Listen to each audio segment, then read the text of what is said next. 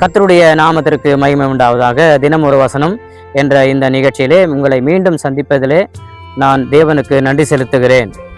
91வது சங்கீதம் 2ஆம் வசனம் இப்படி சொல்லுகிறது: நான் கர்த்தரை நோக்கி, நீர் என் அடைக்கலம், என் கோட்டை, என் தேவன், நான் நம்பியிருக்கிறவர் என்று சொல்லுவேன் என்று இந்த வசனம் சொல்லுகிறது. இந்த சங்கீதத்தில் நாம் பார்க்கும் பொழுது நம்பிக்கையை குறித்து சொல்லப்படுகிறதை நாம் பார்க்கிறோம். முதலாவது, இந்த கடைசியிலே இந்த வசனத்தை முடிக்கும் பொழுது நான் நம்பியிருக்கிறவர் என்று சொல்லுவேன். அப்படின்னா இந்த தேவனை நான் நம்புகிறேன், இவர்தான் என்னுடைய நம்பிக்கை என்று சொல்லுவேன் அப்படின்னு சொல்லி இந்த சங்கீதக்காரன் சொல்லுகிறதை நாம் வாசிக்கிறோம். நான் கேட்கிறேன், நாம் ஏன் அவரை நம்ப வேண்டும்?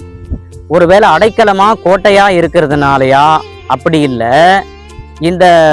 இந்த சங்கீதத்திலே நாம் பார்க்கும்பொழுது நான் ஏன் அவரை நம்ப வேண்டும் என்று சொன்னால், அவர் சர்வ வல்லவர், அவர் உன்னதமானவர்.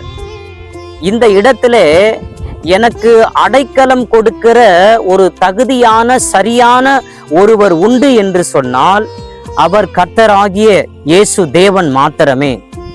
இந்த தேவன் மீது நம்பிக்கை வைக்கும்போது அவர் நமக்கு அடைக்கலமாய் இருக்கிறார், நம்முடைய கோட்டையாய் இருக்கிறார்.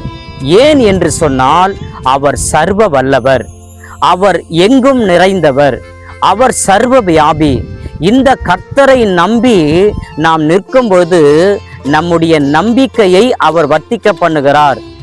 கர்த்தருடைய தாசனாகி யோபு இப்படி சொன்னான்: அவர் என்னை கொன்று போட்டாலும் அவர் மேல் நம்பிக்கையாயிருப்பேன். இதை சாதாரணமாய் சொல்லவில்லை. யோபினுடைய வாழ்க்கையில எத்தனையோ சோதனைகள் வந்தது, ஆனாலும் அவன் கர்த்தர் மேல் நம்பிக்கை வைத்தார். கர்த்தர் அவனுடைய நம்பிக்கையை வர்த்திக்க பண்ணினார். அவன் முன்னிலைமையை காட்டிலும் பின்னிலைமையை அதிகமாய் ஆசீர்வதித்தார். எனவே கர்த்தரை நம்புவீங்களா கர்த்தருடைய பிள்ளைகளே?